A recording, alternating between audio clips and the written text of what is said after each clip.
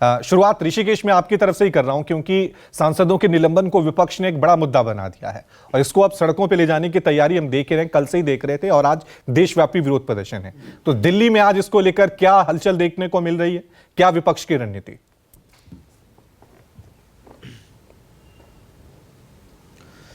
रवि, देखिए 11:30 बजे एक बार फिर विपक्ष जितने भी इंडिया गठबंधन के सहयोगी दल हैं वो दिल्ली के जंतर मंतर पर जुटेंगे।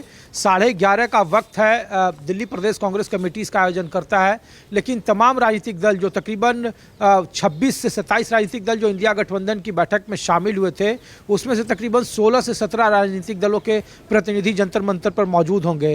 इंडिया गठबंधन की जो बैठक हुई थी, CWC की जो बैठक हुई, देर रात तक चली, उसमें कोशिश ये है कि कांग्रेस बड़े भाई की भूमिका में रहे। जो 3 विधानसभा चुनाव में कांग्रेस की जो पराजय हुई, वहां बैकफुट पर कांग्रेस से आई, उसके बाद इंडिया गठबंधन वह पटरी पर दिख रहा है।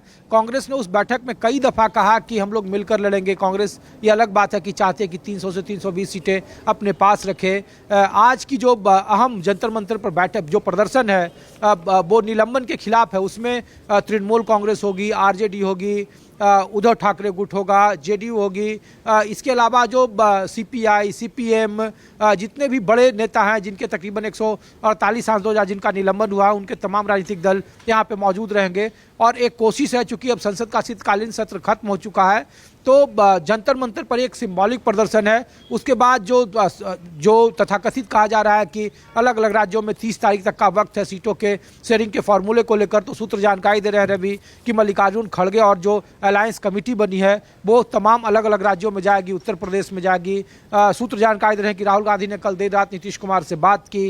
नीतीश कुमार की नाराजगी की खबर आ रही थी। 29 तारीख को राष्ट्रीय परिषद की बैठक बुलाया है जनता दल यूनाइटेड ने।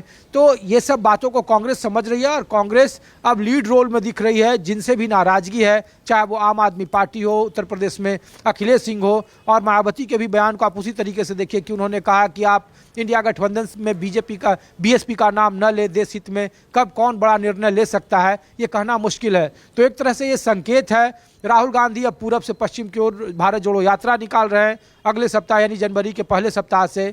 तो कांग्रेस कोशिश कर रही है और 3 महीने का वक्त भले ही लोकसभा चुनाव में है, लेकिन कांग्रेस अभी से तैयारी में जुट गई है। अगर सीट शेयरिंग का फार्मूला तय हो गया, इस तरीके से प्रदर्शन जंतर मंतर पर जैसे तमाम राजनीतिक दल जुट रहे हैं, अगर इस तरीके की साझा रैलियां होनी शुरू हो गई, जिसकी शुरुआत हो सकता है कि जनवरी के पहले सप्ताह में बनारस के आसपास हो, जिसमें अखिलेश यादव कांग्रेस और नीतीश कुमार एक बड़ी रैली का आयोजन करें, तो संभवतः हो सकता है कि इंडिया गठबंधन का जो फार्मूला जो कागजों पर दिख रहा था वो जमीन पर आता हुआ दिखेगा।